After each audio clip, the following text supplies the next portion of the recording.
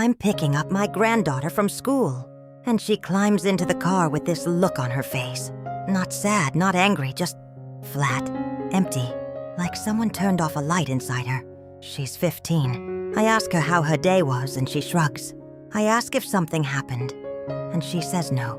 Then, after a long silence, she says something that's been rattling around in my head ever since. She says, "Grandma, does it ever feel like nothing you do actually matters?" My name is Georgia, and I'm 87 years old. I've lived through wars, recessions, family tragedies, and personal failures I wouldn't wish on anyone. And that question from my granddaughter, it shook me, because I've asked myself that same question more times than I can count. The difference is, I'm at the end of my life looking back, and she's at the beginning looking forward. And somewhere between those two perspectives, I think I finally understand something important. We live in a world obsessed with impact. Everyone wants to leave their mark, change the world, be remembered. I see it everywhere. People chase careers they think will make them significant. They post online hoping for validation. They measure their worth by how many people know their name. And I get it. I really do. But here's what I've learned after nearly 9 decades on this planet. The things that actually matter rarely feel like they matter at the time. Let me tell you about my neighbor, Margaret. She lived 3 houses down from us for 42 years. Margaret was a school teacher, never married, no children of her own. She taught 3rd grade at the same elementary school for her entire career. When she retired, there was a small gathering in the school gymnasium. Maybe 30 people showed up. No cameras, no speeches that would be remembered. She received a plaque and a bouquet of flowers. 2 years later, she passed away quietly in her sleep.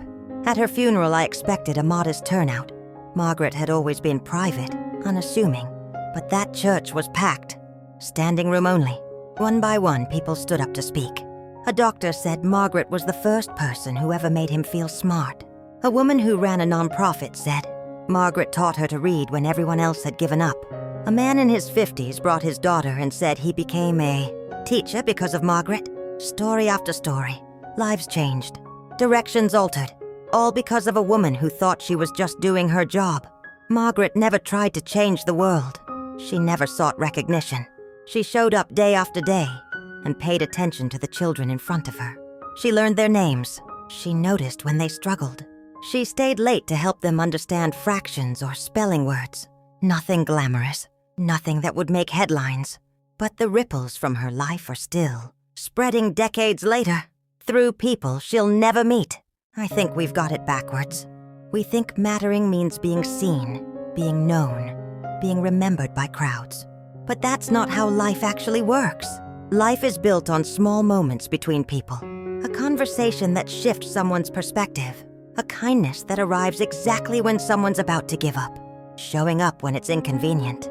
Listening when you'd rather talk. These things don't feel significant when they're happening. They feel ordinary. Routine. Easy to dismiss. When I was 39, I went through a rough patch. My business was struggling. Money was tight. I was drinking more than I should have been. Sleeping less than I needed. I felt like a failure. One evening, I was sitting in my car outside a bar, trying to decide whether to go in, when a man I barely knew, Tom, knocked on my window. We'd met maybe twice before. He said he was heading to get coffee and asked if I wanted to join him. Just like that. No big intervention. No lecture, just coffee. We sat in a diner for 2 hours. He didn't ask me what was wrong. He didn't try to fix anything. He just talked about normal things. His kids, a book he was reading, a trip he'd taken years ago. And somehow, in the middle of that completely ordinary conversation, something in me settled. I didn't go into that bar. I went home. I can't even remember everything we talked about, but that moment mattered. It changed the trajectory of my night, maybe my life. And Tom probably forgot about it by the next morning. That's the thing about mattering. It's almost never dramatic. It doesn't announce itself.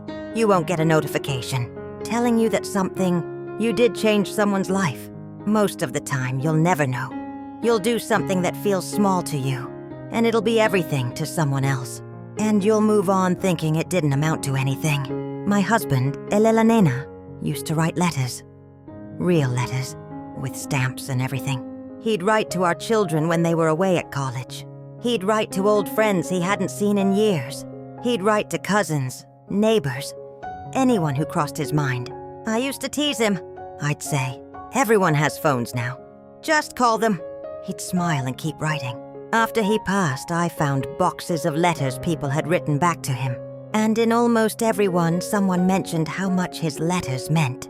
How they'd kept certain ones for years. How they'd read them during hard times. He wasn't trying to matter. He was just reaching out. But he mattered enormously.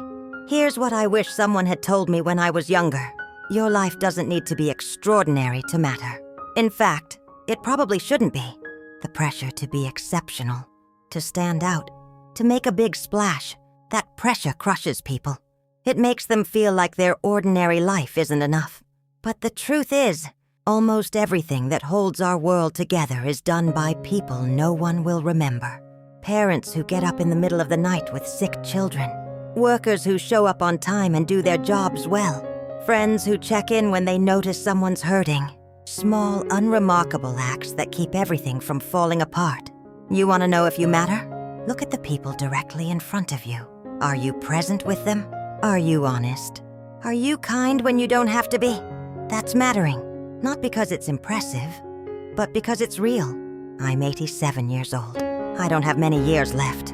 And when I think about what I want my life to have meant, I don't think about awards or recognition. I think about the people I loved well, the moments I was fully present, the times I helped without needing credit, the conversations where I really listened.